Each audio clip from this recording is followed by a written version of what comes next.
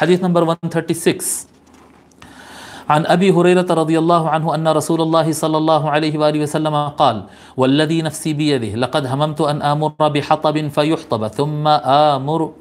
ثم آمر بالصلاة فيؤذن لها ثم آمر رجلا فيؤم الناس ثم أخالف إلى رجال فأحرق عليهم بيوتهم والذي نفسي بيده لو يعلم أحدهم أنه يجد عرقا سمينا أو مرمامتين حسنتين لشهد العشاء متفق عليه وهذا لفظ البخاري۔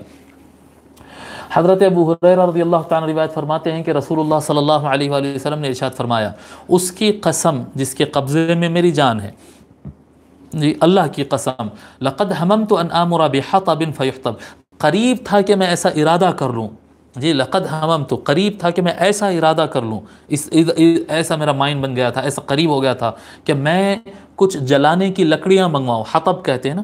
خشب اور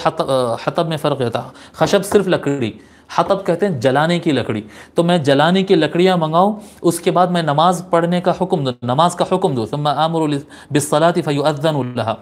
میں نماز کا حکم دو تو اس کے اذان ہو اور لوگ جمع ہو جائیں، ثم آمر رجلا فیؤم الناس، میں ایک آدمی کو امامت پہ مقرر کروں اور سارے صفحے بنا کر لوگ نماز پڑھے، ثم اخالف الى رجال فاحرق عليهم بيوتهم، مجھے یہ قریب تھا کہ یہ خیال ہو جائے کہ لوگ جماعت سے نماز پڑھے اور میں ان لوگوں کی طرف جاؤں جو نماز کو آئے نہیں، اذان ہو گئی اور جماعت چل رہی لیکن وہ نماز کو آئے نہیں، ان کے گھروں کی طرف جاؤں اور ان کے گھروں کو آگ لگا دوں، فأحرق عليهم بيوتهم، ان کے گھروں کو میں آگ لگا دوں، والذی نفسی بیدہ، اللہ کی قسم جس کے قبضے میں میری جان ہے، لو يعلم احدهم انه يجد عرقا سمینا او مرمامتین حسنتین لشہد العشاء، اگر یہ جو گھروں میں بیٹھے ہوئے ہیں اور نماز کے لیے نہیں آئے، اگر ان کو اندازہ ہوتا کہ آج ایک ہڈی مزیدار ہڈی پہ لگا ہوا گوشت، ایسا گوشت ملے گا جو ہڈی سے اٹیچ ہے، ایسا گوشت ملنے والا ہے، یا جو ہے موٹے موٹے دو اچھے گد والی نلیاں اگر ان کو ملنے والی ہے تو سب کے سب عشاء کی نماز پڑھنے حاضر ہو جاتے تھے۔ کھانے کے لیے اگر ذرہ اچھا کھانا پکا بولے تو پورے آ جاتے تھے، یہ نماز کو بالکل لاپرواہی میں ڈالے ہیں،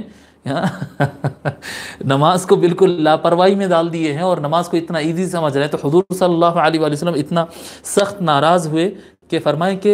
یعنی کھانے کی اتنی بھی اہمیت یہ لوگ نماز کو نہیں دے رہے ہیں، اگر دسترخوان بچ جاتا مسجد کے اندر تو سارے لوگ آ جاتے تھے، اتنا ایزی جو لے رہے ہیں، میرے کو خیال ہو گیا تھا کہ میں ان کے گھروں کو اس طرح سے جلا دوں، یعنی جلانا مقصود نہیں ہے اور ایسا عمل کرنا بھی نہیں ہے، اسلام میں اس کی اجازت بھی نہیں ہے، لیکن حضور صلی اللہ علیہ وآلہ وسلم وہاں پر اپنا غصہ ظاہر فرما رہے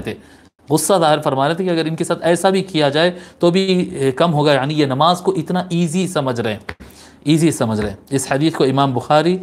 اور امام مسلم متفق علیہ حدیث ہے، اور یہاں پر جو لفظ ہے یہ امام بخاری کے نقل کردہ الفاظ ہے۔